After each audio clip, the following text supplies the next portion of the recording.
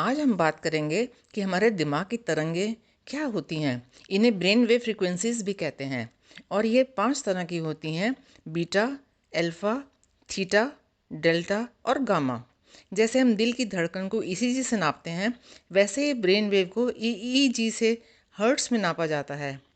ये हर्ट्स से हमें यह पता चलता है कि एक सेकंड में यह वेव कितनी कंपन या ऑसिलेशन करती है। पहली फ्रीक्वेंसी है बीटा वेव।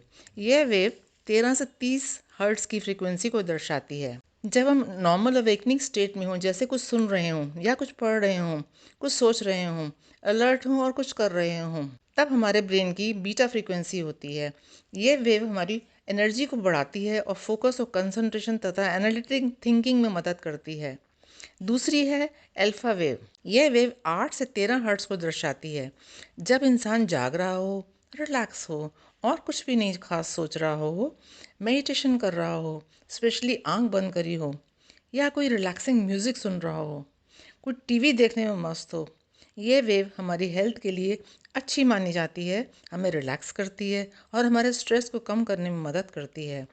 पॉजिटिव सोच को भी बढ़ाती है। इस वेव से लर्निंग और क्रिएटिविटी को भी मदद मिलती है। तीसरी वेव है थीटा वेव। इसकी 4 से 8 हर्ट्ज की फ्रीक्वेंसी है। रात को सोने से पहले जब हम ड्राउजी हिप्नोइडल स्टेट में होते हैं और नींद बस आने ही वाली होती है, तब ये वेव एक्टिव हो जाती है। यह फ्रीक्वेंसी मेडिटेशन करने में बहुत मदद करती है, इसीलिए रात को मेडिटेशन करने की सलाह दी जाती है।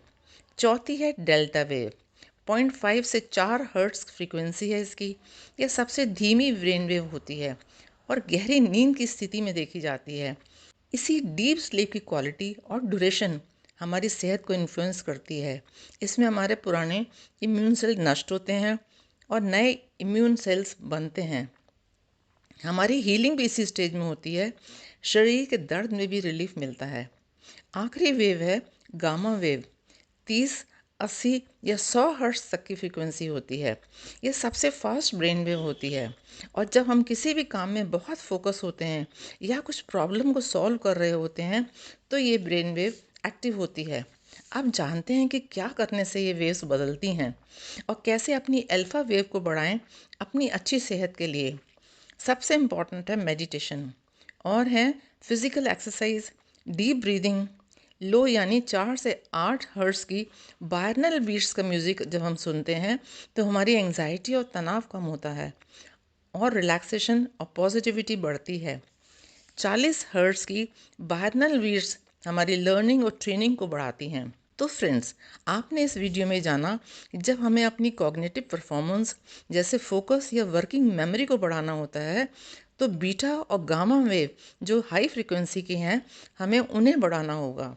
और जब हमें घबराहट को हटाना और रिलैक्स होना है, तो लो फ्रीक्वेंसी वेव यानी अल्फा वेव को बढ़ाना होगा।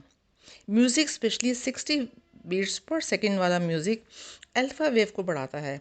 म्यूज़िक से थीटा वेव भी बढ़ती है और हमें अच्छी नींद में लाने में मदद करती है। 528 हर्ट्ज की फ्रीक्वेंसी, जिसे लव फ्रीक्वेंसी भी कहते हैं, अल्फा वेव को बढ़ाती है और हमारे लेफ़्ट और राइट ब्रेन को सिंक्रोनाइज करती है। आशा करती हूँ यह जानकारी आपको पसंद आई होगी। धन्यवाद।